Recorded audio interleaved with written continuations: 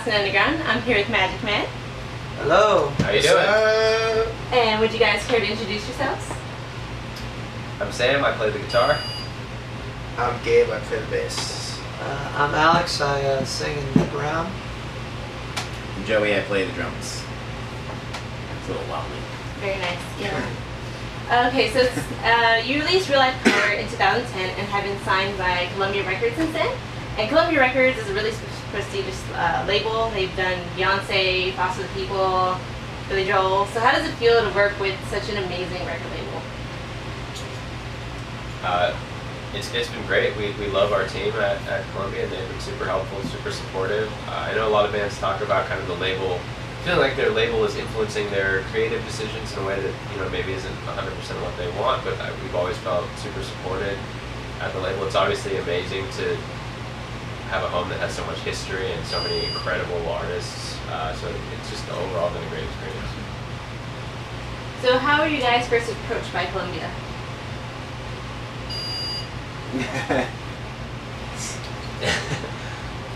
Well, we were originally approached by Derek and Lizzie, Derek Davies and Lizzie Clappinger of Neon Gold Records, who kind of had a partnership with Columbia, and so they were the ones who found us and brought us to Columbia, and we signed with both of them, and then eventually Neon Gold sort of left Columbia, and that's how we just kind of ended up as just a plain old Columbia band. But yeah, I think Lizzie found our stuff supposedly on Bandcamp. We put our first album up for free download. I don't even think we had to pay.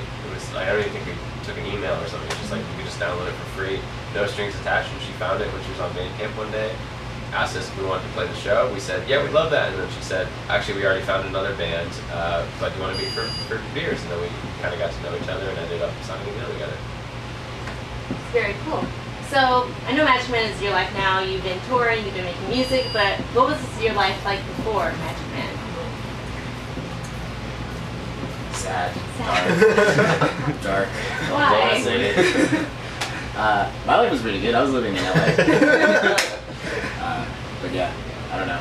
It was just different. What are you doing in LA? I was working at a restaurant. Yeah, just kind of living trying to become a musician's lifestyle as opposed to a musician's lifestyle. I was in a final or like a midterm for college when I was on my way to it, and then I got a call from the band's manager saying that I was up. And You're in. And then I left school. So that was my life before Magic Man was studenthood. Now it's not that. What about you? I was a psychology major who was not looking forward to whatever the next step was of trying to apply to. I didn't want to go to grad school. I didn't really know what I wanted to do, but luckily we were discovered, and now I'm a musician. Yeah, I studied art in school, so I was a graphic design student. I think I sent one cover letter out my junior, senior year.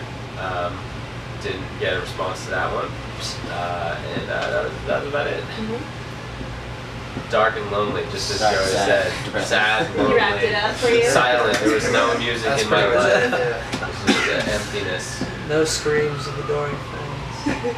Well, there. Were there screamers, well, girls? Okay, so I read somewhere that your first EP was inspired by French organic farms. Is that a thing? Yeah. So how did that translate into your music? Well, so that's basically it. So our first record is called Real Life Color, and it's an album that Alex and I made when we were traveling through France. And the way we were doing that was volunteering on organic farms in exchange for room and board. So you work for 5-6 days a week on the farm, and then they pay for they provide you with food and a place to sleep. And we had a lot of downtime there, partially because it was the summer and it was really hot in the middle of the day, so everyone just kind of take a siesta in the middle of the day. We ended up just writing a bunch of songs and working on new song ideas on my laptop. So it wasn't necessarily. I don't know if the songwriting was directly inspired by the farm. Like we weren't writing songs about vegetables or anything like that, but it was inspired by traveling and having this time in a new place and kind of, yeah, exactly. Trying to kind of find a way to enjoy ourselves and be creative in kind of a new environment. So what events? Oh, sorry. That's okay. No, you got this. I was just gonna say all the songs are pesticide free. That's very good to know. So what events and experiences have helped create the next albums? Next album? Or not the next album. The last album. Yeah, the other two albums. Well, the last album we basically wrote all in Providence, Rhode Island, where we moved to after college because we needed a cheap place to live and build a home studio.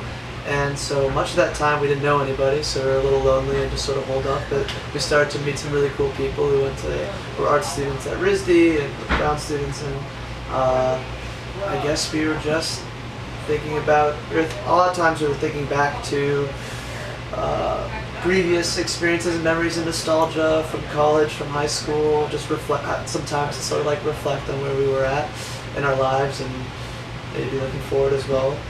But yeah, I guess that was sort of the coastal town, Providence inspired album. Very nice. So each song on your album, or on your latest album, it seems like to be a hit. Everybody knows every word. So what's the normal way you guys develop a song? Like, how did you find the magic to creating a song?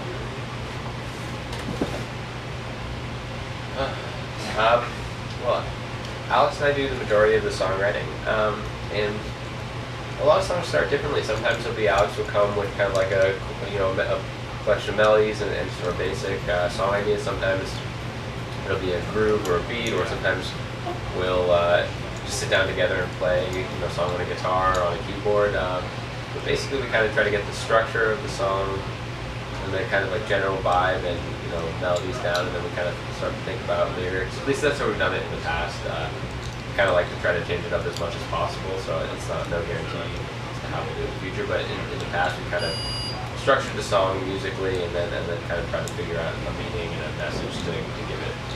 So it's loosely how it works. Although some songs were different. Very nice. So this one's for you.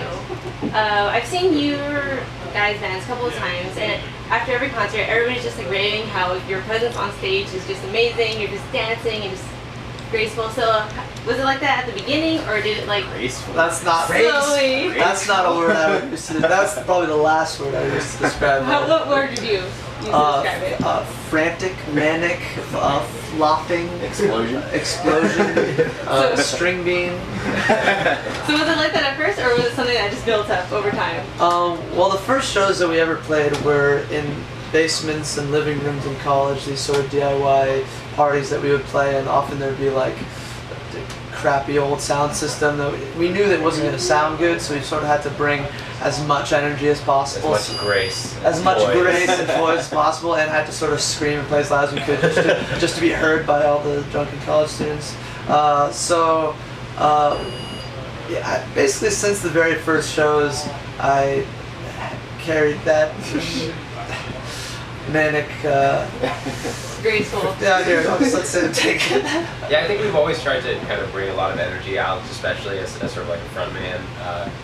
Bring a lot of energy to the shows. I do feel like we all feel like we've come a long way since those shows, and it's really helped. Obviously, having a lot of time to rehearse and playing a lot of shows, being able to open for a lot of great bands and kind of learn some tips and tricks, having like a great crew, and kind of improving the quality of our touring life has really helped.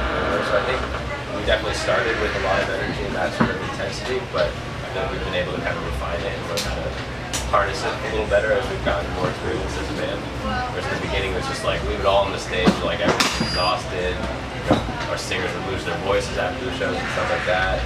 And now we've kind of hopefully developed that a little further, where we kind of know what we're doing a little bit. So to wrap this up, this tour is now ending, but what are the future plans for Magic Band? Well, yeah, like you said, we're going to finish up this tour, which has just been amazing. Such a great experience. It's so much fun. We've got a bunch more touring planned for kind of like the rest of the spring and early summer. And I think the big next step is getting in the studio or in the home studio and kind of working on the next record and trying to get some new songs to the point where we can put them out in the world as soon as possible. Very nice. Well, we thank you guys for doing this interview, and we thank you guys for watching. Thank you guys. Thanks.